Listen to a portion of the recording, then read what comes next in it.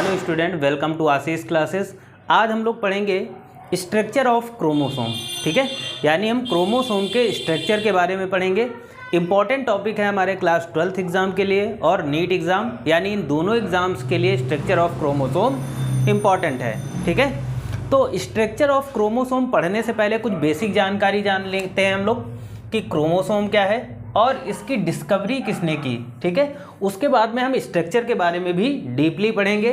तो लेक्चर को लास्ट तक जरूर देखिएगा क्योंकि इम्पॉर्टेंट लेक्चर है आपके नीट एग्ज़ाम के लिए और क्लास 12th बोर्ड एग्ज़ाम दोनों के लिए। ठीक है, तो आइए सबसे पहले हम क्रोमोसोम के बारे में जानते हैं। क्रोमोसोम बेसिकली होता क्या है?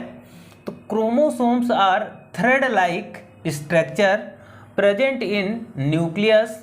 अब देखो, अगर हम क्रोमोसोम की बात करते हैं तो क्रोमोसोम हमारा थ्रेड लाइक स्ट्रक्चर होता है। थ्रेड का मतलब जैसे आपने धागा देखा होगा, पतला सा धागा आप ले लीजिए, तो जो धागे का जैसा स्ट्रक्चर होता है ना, बिल्कुल पतला सा, वैसा ही स्ट्रक्चर होता है हमारे क्रोमोसोम का। और ये प्रेजेंट कहाँ पर होता है? Present in nucleus. ठीक है, तो सेल के अंदर क्या होता है? ये न्यूक्लियस होता है। ठीक है, ये न्यूक्लियस है और इसी न्यूक्लियस में ये जो थ्रेड लाइक स्ट्रक्चर दिखेगा, इसी को हम लोग बोलते हैं क्रोमोसोम।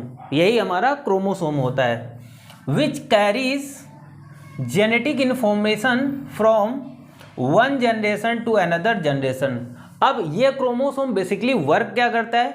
तो ये जो हमारी जेनेटिक इन्फॉर्मेशन होती है, जेनेटिक इन्फॉर्मेशन का मतलब होता है कि जो कैरेक्टर हमें हमारे फादर या मदर से मिलते हैं, ठीक है, वो हमारे क्या होते हैं? जेनेटिक कैरेक्टर होते हैं। और उन्हीं जेनेटिक कैरेक्टर्स को एक जनरेशन से दूसरी जनरेशन में ले जाने का काम कौन करता है? तो वो काम करता है हमारा क्रोमोसोम। अब जेनेटिक इन्फॉर्मेशन क्या होता है या जेनेटिक कैरेक्टर्स क्या होते हैं? वो कैरेक्टर जो हमें हमारे पेरेंट्स से मिलते हैं। जैसे देखा होगा आपने कि कुछ कैरेक्टर हमें हमारे पेरेंट्स से मैच करते हैं। जैसे कभी कभी कुछ बच्चे क्या होते हैं, कुछ लक्षण उनके या कुछ गुण उनके क्या होते हैं, उनके पापा से मैच करेंगे या उनकी माँ से मैच करेगा। तो यही हमारे जेनेटिक कैरेक्टर्स होते हैं। हो सकता हो बोलने का तरीका उनके पिताजी पे जाए या माताजी पे जाए। तो ये क्या होते हैं? ये जेनेटिक कैरेक्टर्स होते हैं या जेनेटिक इन्फॉर्मेशन होती है जो वन जनरेशन से अगली जनरेशन, जैसे हमें हमारे फादर से, हमारे पेरेंट्स से मिले, फिर हमारे बच्चों को हमसे मिलेंगे, फिर उनके बच्चों को उनसे मिलेंगे। तो ये जो कंटिन्यूअस एक कड़ी होती है जेनेटिक कैरेक्टर्स की, जो one generation to another generation तक जाते रहते हैं, वो किसकी वजह से होता है? वो होता है बच्चों क्रोमोसोम की वजह से। ठीक है, अब नेक्स्ट पॉइंट क्रोमोसोम के बारे में आ जाता है कि they play vital role in cell division. अब क्रोमोसोम क्या होता है? सेल डिवीजन में एक महत्वपूर्ण रोल निभाते हैं। ठीक है, जो हमारा सेल डिवीजन होता है, उस सेल डिवीजन में क्रोमोसोम का बहुत ही इंपॉर्टेंट रोल रहता है। ओके, अब देखो, एक तो सेल डिवीजन में, दूसरा पॉइंट आ जाता है हेरिडिटी। जो हमारी हेरिडिटी होती है उसमें भी हमारे क्रोमोसोम्स का रोल रहता है ना। उसके बाद वेरिएशन। अब अगर हम वेरिएशन की बात करें तो उसमें भी क्रोमोसोम का रोल बहुत ही अच्छा रहता है। वेरिएशन के बारे में आप जानते हैं, डिफरेंट टाइप्स, है ना। तो ये जो वेरिएशन होता है, जो जनरेशन्स में वेरिएशन देखने को मिलता है, तो ये भी कहीं ना कहीं इसमें भी काम होता है, हमारे क्रोमोसोम का ही रोल होता है। उसके बाद में आ जाता है म्यूटेशन। अब अगर बॉडी में कोई म्यूटेशन हो रहा है, म्यूटेशन होना है, तो वो भी हमारे क्रोमोसोम का ही फंक्शन होता है। म्यूटेशन का मतलब होता है कि सडन हमारे बॉडी में कोई चेंजमेंट आ जाए।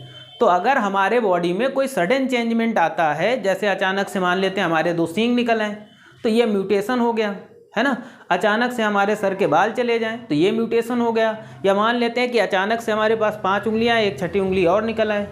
तो जो सडन चेंजमेंट होता है, ठीक है, तो वो म्यूटेशन होता है। और ये म्यूटेशन तब होता है जब हमारे क्रोमोसोम में चेंजमेंट होता है। ठीक है, ओके, तो यहां पर भी हमारा क्रोमोसोम क्या करता है? इंपॉर्टेंट रोल प्ले करता है। रिपेयर की बात करते हैं तो बॉडी के अंदर जो सेल में रिपेयरिंग का काम होता है, जो रिपेयर का काम होता है, वहां भी हमारा जो क्रोमोसोम होता है वो इंपॉर्टेंट रोल प्ले करता है। ठीक है, उसके बाद आ जाता है रीजनरेशन। अच्छा, रीजनरेशन का मतलब होता है कि किसी चीज का फिर से रीजनरेट हो जाना। जैसे अगर छिपकली की पूंछ कट जाती है तो कुछ दिनों के बाद में वो फिर से रीजनरेट, इसी को बोलते हैं हम लोग रीजनरेशन।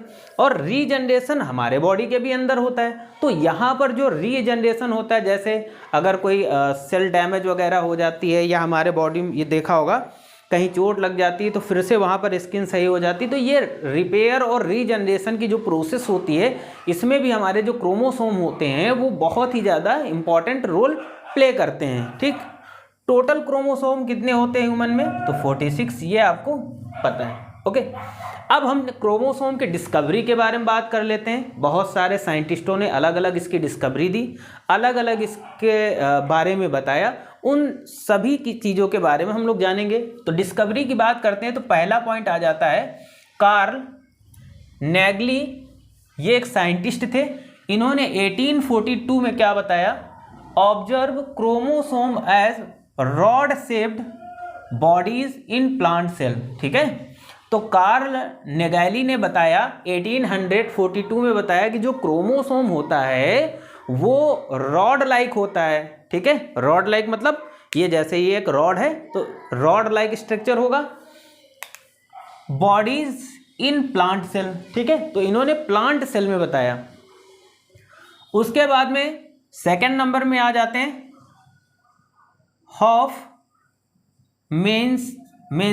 हॉफमेंस्टर की बात कर लेते हैं। तो इन्होंने 1884 में observe chromosome as darkly strand body. इन्होंने बताया कि जो क्रोमोसोम होता है वो डार्कली स्टैंड बॉडी होती इन पॉलन मदर सेल ऑफ क्या लिखा हुआ है यहाँ पर? लिखा है, ठीक है, तो ये क्या होता है? ट्रेडिस केसिया। ठीक है, उसके बाद में चलते हैं। वॉल्डेयर ने 1888 में बताया कि क्वाइंड द टर्म क्रोमोसोम्स। ठीक है, तो इन्होंने एक टर्म दिया, किसने? क्रोमोसोम।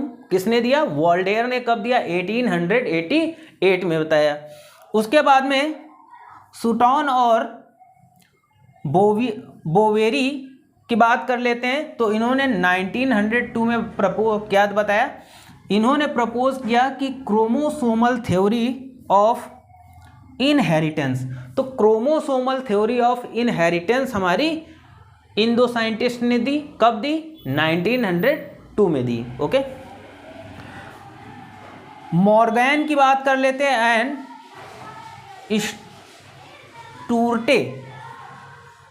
स्टूर्टेवेंट की बात करते हैं। ठीक है, मॉर्गन और स्टूर्टेवेंट की बात करते हैं। तो इन्होंने क्या किया?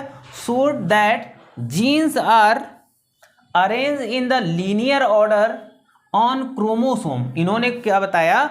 इन्होंने बताया कि जो हमारे जीन्स होते हैं वो क्रोमोसोम पर लीनियर ऑर्डर में क्या होते हैं? अरेंज होते हैं। ठीक, उसके बाद आ जाते हैं, उसके बाद आए हमारे फ्लेमिंग ने क्या बताया? 1882 में फ्लेमिंग ने क्या बताया? इन्होंने डिस्कवर द लैम्ब्रूस क्रोमोसोम। ठीक है, तो फ्लेमिंग ने लैम्ब्रूस क्रोमोसोम डिस्कवर किया। ठीक है, उसके बाद अगर हम बात कर लेते हैं, बाल बियनी। ठीक है, बाल बियनी की बात करते हैं। तो इन्होंने 1881 में डिस्कवर क्या किया?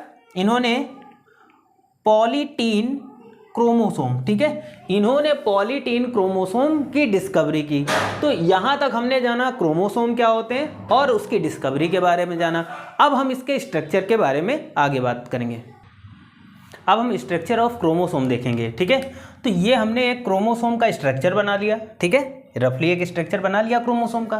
ठीक, अब इसके बारे में हम देखते हैं, इसके बारे में हम लोग डिस्कस करते हैं। ठीक है, तो सबसे पहले बात करते हैं the chemical composition of chromosome is histone protein and DNA. अगर हम इस क्रोमोसोम की बात करते हैं, इसका केमिकल कंपोजिशन की बात करते हैं, तो जो क्रोमोसोम का केमिकल कंपोजिशन वो क्या होता है? हिस्टोन प्रोटीन और क्या होता है? डीएनए। यानी क्रोमोसोम हमारा हिस्टोन प्रोटीन और डीएनए से मिलकर के बना होता है। पहला पॉइंट आई थिंक सबको समझ में आया होगा।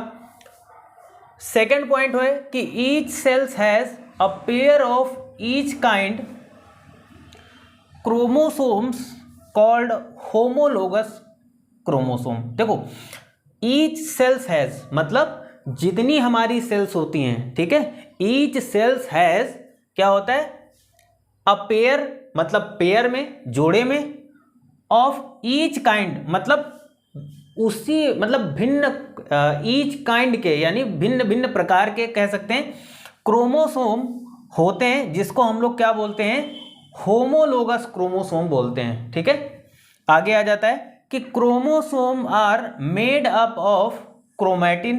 तो जो हमारा क्रोमोसोम होता है वो किसका बना होता है, क्रोमैटिन का बना होता है।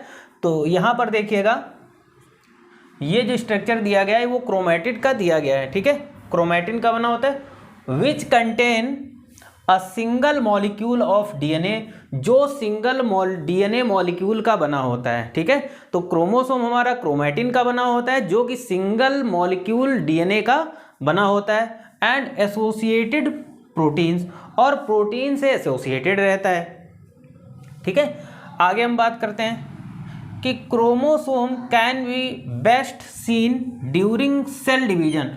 क्रोमोसोम को सबसे अच्छा तरीका कब, या कब सबसे अच्छे तरीके से हम देख सकते हैं, तो जब सेल डिवीजन होता है, जहां पर सेल डिवीजन होगा तो उस टाइम हम क्रोमोसोम को बहुत ही अच्छे तरीके से देख सकते हैं। ठीक है, उसके बाद में अब बात करते हैं हम लोग पार्ट्स ऑफ क्रोमोसोम, यानी क्रोमोसोम के कौन कौन से पार्ट्स होते हैं। तो हमने यहाँ पर लिख दिया, सैटेलाइट हो गया, टेलोमेयर हो गया, सिस्टर क्रोमैटिड जिसे हम लोग क्रोमैटिड बोलते हैं, सेंट्रोमेयर हो गया, है ना, और क्रोमोनेमा हो गया। ठीक है, तो ये क्या है, ये क्रोमोसोम के पार्ट होते हैं। जैसे हम पहले पार्ट की बात कर लेते हैं क्रोमैटिड की, तो each chromosomes has two symmetrical structure called chromatid.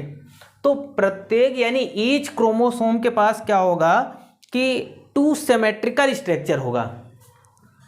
ठीक है, क्रोमैटिड क्या है, ये देखो यहाँ पर, ये क्या है, क्रोमैटिड है, मतलब सिस्टर क्रोमैटिड। तो ईच क्रोमोसोम्स के पास क्या होगा, दो सिमेट्रिकल स्ट्रक्चर होंगे, जिसे हम लोग क्या बोलते हैं, क्रोमैटिड बोलते हैं, विच विजिबल इन माइटोटिक मेटाफेज, जिनको हम माइटोटिक मेटाफेज में देख सकते हैं, यानी विजिबल होते दिखाई देते हैं। Okay, each chromatid contain a single DNA molecule. प्रत्येक क्रोमैटिड क्या होता है कि सिंगल डीएनए मॉलिक्यूल का बना होता है या कंटेन करता है। एट एनाफेज, अगर हम एनाफेज की बात करते हैं, anaphase of mitotic cell division chromatid separate. देखो एनाफेज में क्या होगा कि क्रोमैटिड का क्या होगा, यहाँ पर माइटोटिक सेल डिवीजन होगा। तो जब माइटोटिक सेल डिवीजन होगा तो क्रोमैटिड सेपरेट हो जाता है। यहाँ पर क्रोमैटिड क्या हो जाएगा, सेपरेट हो जाएगा, मतलब अलग अलग हो जाएगा। तो जब क्रोमैटिड अलग अलग हो जाएगा तो क्या होगा, माइग्रेट टू अपोजिट साइड पोल। तो देखो ये क्या होगा, ये जब अलग होगा, सेपरेट होगा, तो सेपरेट होने के बाद में ये अपोजिट पोल्स पर चले जाते हैं। ठीक है, ये चीज़ आपने सेल डिवीजन में, पिछले लेक्चर में जो हमने सेल डिवीजन पढ़ाया था वहां पर इस चीज को हमने बहुत ही अच्छे से डिस्कस किया है। ठीक है, तो ये जैसे क्रोमैटिड क्या होंगे, सेपरेट होंगे, तो ये माइग्रेट हो जाएंगे, मतलब अपोजिट पोल्स पर चले जाएंगे। तो हमने क्रोमैटिड के बारे में पढ़ लिया, ये यहाँ पर क्रोमैटिड आपको बताया गया है। अब इसके बाद आगे हम लोग देखेंगे, आगे हम लोग बात करेंगे क्रोमोनेमा। ठीक है, तो हम क्रोमोनेमा की अगर बात करते हैं तो chromonema are coiled thread like structure. जो हमारा क्रोमोनेमा होता है वो क्वाइल्ड और थ्रेड लाइक स्ट्रक्चर होता है, फाउंड इन क्रोमैटिड, जो क्रोमैटिड में पाया जाता है। They carry genes and help maintaining the proper structure of chromosome.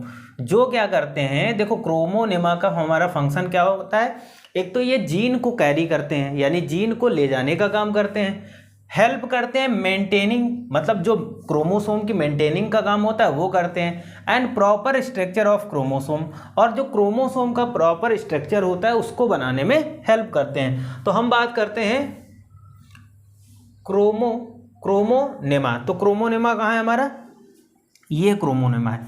तो यहाँ पर ये जो क्वाइल्ड थ्रेड लाइक स्ट्रक्चर दिख रहा है, ठीक है, यानी अगर हम बात करते हैं क्रोमैटिड, ये क्रोमैटिड है। ठीक है, क्रोमैटिड के अंदर ये जो वाइड थ्रेड लाइक स्ट्रक्चर दिख रहा है, इसी को हम लोग क्या बोलते हैं, क्रोमोनेमा बोलते हैं। और ये जीन्स को कैरी करने का काम करता है और क्या करता है, maintaining the proper structure of chromosome. आगे बात कर लेते हैं, क्रोमोमेयर की बात कर लेते हैं। ठीक है, अगर हम क्रोमोमेयर की बात कर लेते हैं, ठीक है, क्रोमोमेयर क्या होते हैं, सम पोर्शंस ऑफ क्रोमोनेमा, क्रोमोनेमा का कुछ पोर्शन आर हाईली डेंस। ठीक है, क्रोमोनेमा की बात करते हैं, क्रोमोनेमा हमारा ये है और इसी क्रोमोनेमा का कुछ highly dense part, highly dense part मतलब ज़्यादा घना भाग, ठीक है, कुछ हाईली डेंस भाग जो पार्ट होता है, एंड दीज आर कॉल्ड